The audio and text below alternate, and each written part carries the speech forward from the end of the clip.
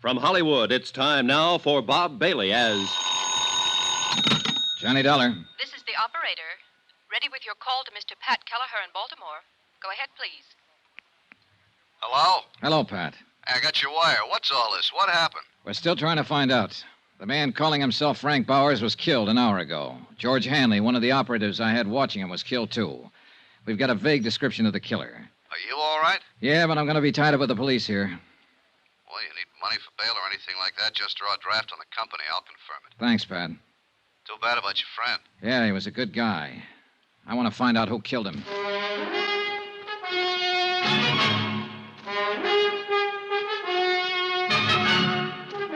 Tonight and every weekday night, Bob Bailey in the transcribed adventures of the man with the action-packed expense account, America's fabulous freelance insurance investigator... Yours truly, Johnny Dollar.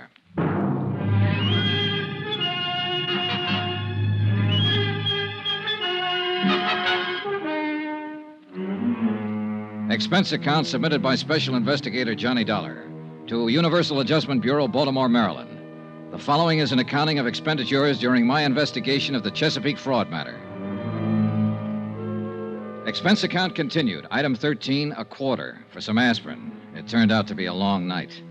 Several homicide officers arrived at the double murder scene within a matter of minutes and got right down to the business at hand. Frank Bowers had been shot to death. George Hanley had been shot to death. Lieutenant Tom O'Neill was in charge, a big blond man who seemed to know what he was about. Okay, let's see that ID again. Here you go. Insurance investigator, hmm? That's right. Okay. What was your business here with these two men? My home office in Baltimore had reason to believe that Frank Bowers was really a man named John Reardon. Reardon was supposed to have died 5 years ago. I was sent out here to investigate it since there had been a $20,000 claim in the matter. Sure. I hired George Hanley to help me out. He was keeping an eye on Frank Bowers. I came out earlier tonight to give him a hand, and the shooting began. Any idea who did it? A big man in a top coat and a hat. I really didn't get a look at him, Lieutenant. I was busy with George Hanley. Sure. You carry a gun? Sometimes. I didn't have one tonight. You tried to chase the killer? I said I was busy with my friend. Yeah, that's right, you did. Well, how was your investigation coming along?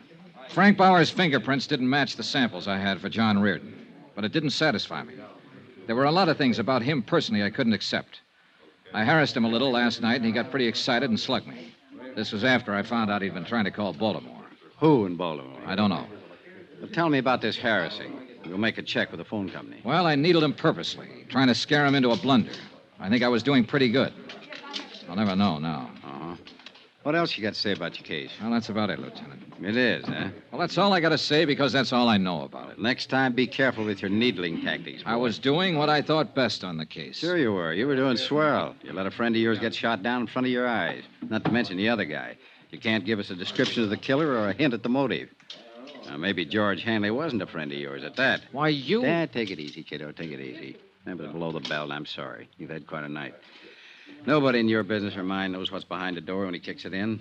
I'm just a cop trying to get straightened out, so I push too hard sometimes. We'll get it taken care of. Nobody walks in a man's house and shoots him down without somebody hearing something or seeing something. I mean, somebody besides you. Now, my men will cover every house in the block, in this whole area if we have to. Bound to be somebody somewhere. The dogged Lieutenant O'Neill turned out to be 100% correct. In fact, he turned out to be 300% correct. For by 11 o'clock the following morning, his men had located 3 different people who had information about the brutal murders of Frank Bowers and George Hanley. The first was a man named Randall who had lived across the street. He had seen Bowers open his front door and admit the unknown killer. He said he wore glasses. The second was a paper boy who had come to collect while the killer was there. He stated that the killer and Bowers were arguing when he came up to the door. The third witness, a housewife, gave the most important information as to the man's description. He was a good deal taller than Mr. Bowers. How much taller? 3-4 inches at least. I saw him standing in the doorway from here. He had on a brown tweed topcoat. My husband has one just like it. How old would you say he was? 45? Have you ever seen him before? No. Would you know him if you saw him again? Yes, anywhere. You got that good look at him, huh? Yes, the porch light was on. Here's something, Dollar. Lieutenant O'Neill had issued an all-points bulletin based on the combined descriptions given by the witnesses. In the meantime, his men had checked the local cab companies and found out that one of the drivers had carried a fare to Frank Bowers' home at 8 o'clock in the evening. The cab driver verified the housewife's description of the suspect and added the important information that he'd picked up the man at the airport. When that was checked, it was found the man had come in on a plane from the east at 5:45 in the afternoon. He had used the name Orrin Williams.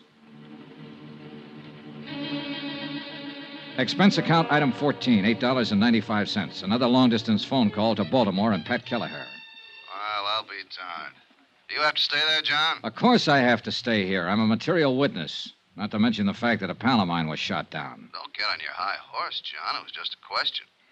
Have any idea what it was all about? Well, at the moment, I'm just sure a guy named Orrin Williams flew in, shot up 2 people, and beat it. If we had Williams, I'd give you the whole thing on a silver platter. You're awfully touchy. Well, this thing has gotten out of hand. Well, I won't press you on it anymore, John. You do what you think is best. As far as the company's concerned, it's really not our business anymore, is it? It's our business until it's cleared up. Well, I mean Bowers. He wasn't John Reardon. Dollar? Hold it, Pat. Yeah? Answer from Washington on your wire. Yeah? Here. Let me see. Pat, Yeah? it is our business after all. Huh? The lieutenant here sent a hurry-up request to Washington on some of Bowers' fingerprints I mailed a couple of days ago. They check out. I don't get it. Bowers was John Reardon. Oh. Well, where'd you get the samples of Reardon's prints that didn't check out? From Hugh Bryan, Reardon's attorney. Well, I better call him. Don't you dare. Don't open your mouth. I'll handle it when I get there. Tell me about this fella, Hugh Bryan. According to the phone company, that's the man Bowers was trying to call in Baltimore. I told him all I knew, and Lieutenant O'Neill listened thoughtfully. It became apparent from that point on, since Bowers' true identity had been established through Army records, that the bulk of the case could be concluded not in Denver, but in Baltimore. Expense account item 16, $216 plane fare and incidentals, Denver to Baltimore. I arrived at 10:15 in the evening, checked with the Baltimore police, who had been informed of the case by Tom O'Neill in Denver. At his request, they'd taken no action as yet. From the police station, I went directly to Hugh Bryan's residence. The house was English, conservative, and expensive. The fire in the living room looked cheerful when the door opened. Elizabeth Reardon did not look so cheerful. Hello, Johnny. Hello, Mrs. Reardon. Didn't expect to find you here. No, I suppose not. I never expected to see you again. Elizabeth, I have something to tell you. Don't tell me now, Johnny. It's about your husband. All right. I want to tell Mr. Bryan, too. He's upstairs in his study. Oh, wait. Look, I've done what I thought best about all this, and I'm trying to do what's best now. It doesn't make any difference, Johnny. I'm a married woman again. Huh? Yes. Hugh and I were married this morning. Excuse me. I walked in and watched John Reardon's widow, alias Frank Bowers' widow, now Hugh Bryan's bride, disappear up a column stairway. The news that she had married Hugh Bryan cleared up some of the small doubts in my mind. When Bryan came back down the stairs with her, he looked anything but the happy bridegroom. Hello, Dollar. You're a late caller. Yeah, I'm sorry about that. Congratulations. Thank you. How did you come out in Denver? Everything okay? No, everything's not okay. Well, what's the matter? Do I have to tell you? I'll run along upstairs, Hugh. It's getting terribly late. All right, dear. Good night, Mr. Dollar. Good night, Mrs. Bryan. There'll be some men out to see you pretty soon, Bryan. Policemen. Oh. Liz, Yes, dear. I think you'll be interested in what Mr. Dollar has to say. What? I don't understand, Hugh. I wasn't in Philadelphia yesterday, Liz. I was in Denver, Colorado. What? I flew there to see John. He's been alive and living there all this time. Hugh. I'm sorry. This is only for her benefit, Dollar. I'll tell it just once. When it gets into court, it'll be different. How did it happen, Bryan? John Reardon didn't die in that boat. No. He was picked up in a bay by a fishing boat on his way to Florida. They didn't have a radio on the fishing boat. The first port they came to was Charleston. John phoned me from there and told me all about it. Now, this was 10 days after we all thought he was dead.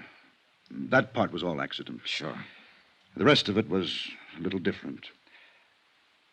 Liz, it was his idea. You've got to believe that. What was his idea? Not showing up ever again. Letting everyone think he was really dead. Making you a widow. I don't believe it. He hated his life here. Yes, everything about it. He was in debt right up to his ears. Of course, there was your money, but I flew down to Charleston to talk to him. He was like a crazy man, kept saying there was a way out. I didn't know what he meant at first. Then he came right out and said it was his chance to get away from all the things he hated. He knew how I felt about you then, how I feel about you now. He said I could have you for a price. What was the price? Those checks he got every week from a New York bonding concern? Yes.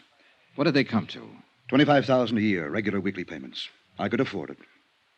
I could afford anything for you, Liz. Did he come right out and tell you he hated me? He just said he wanted to get away from everything. And it went that way for 5 years. I believe I asked you to marry me every 6 months. Yes. But that didn't work out either. And then, one day, along came Johnny Dollar. How does it feel to be so efficient, Mr. Dollar? We don't have to go into that, do we? No. I'll admit you did everything to throw me off. And it threw me off. Especially the fingerprints you provided. Didn't John Reardon insist his name was Frank Bowers and do everything he could to make you believe that was true? He did too much to make me think it was true. Where is he now? Where's John? He's dead, Mrs. Bryan. Oh. Truly dead now. He was shot to death last night by Mr. Bryan. Mr. Bryan also shot a friend of mine, didn't you, Bryan? Yes. John got scared, called me, said he was going to tell everything to Dollar, blow the whole thing. Hugh. All I wanted out of this was you, Liz. He didn't want you. I did. Last week you decided to marry me. It took you 5 years to do that. And it took him one afternoon to decide he was going to come back to you.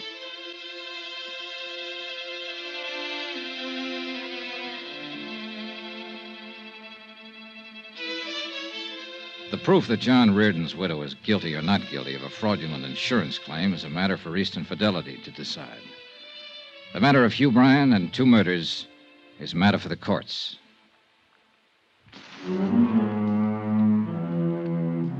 Expense account item 17, same as item 1, expenses from Baltimore to Hartford. Item 18, $89 even, car rentals, miscellaneous, etc. Expense account total, $1,124.98. Yours truly, Johnny Dollar.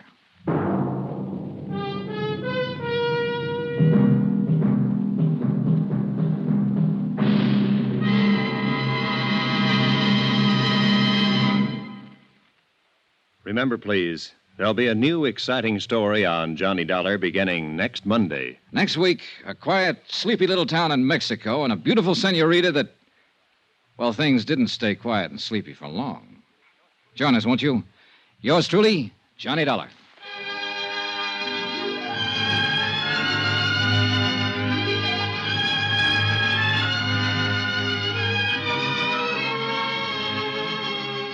Yours truly, Johnny Dollar, starring Bob Bailey, is transcribed in Hollywood. Written by John Dawson, it is produced and directed by Jack Johnstone. Heard in this week's cast were Gene Bates, D.J. Thompson, Hy Averback, Will Wright, John Daner, Tony Barrett, Paul Dubov, and Forrest Lewis. Be sure to join us on Monday night, same time and station, for another exciting story of yours truly, Johnny Dollar. Roy Rowan speaking.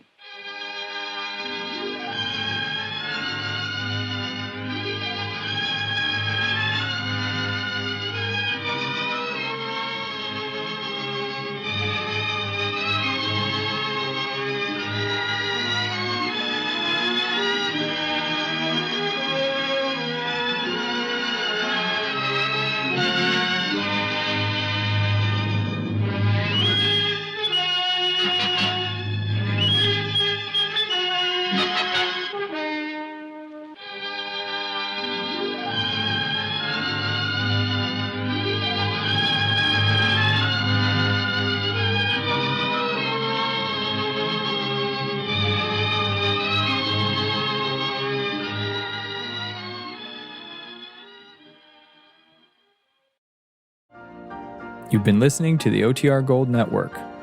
Find more classic radio at otrgold.com.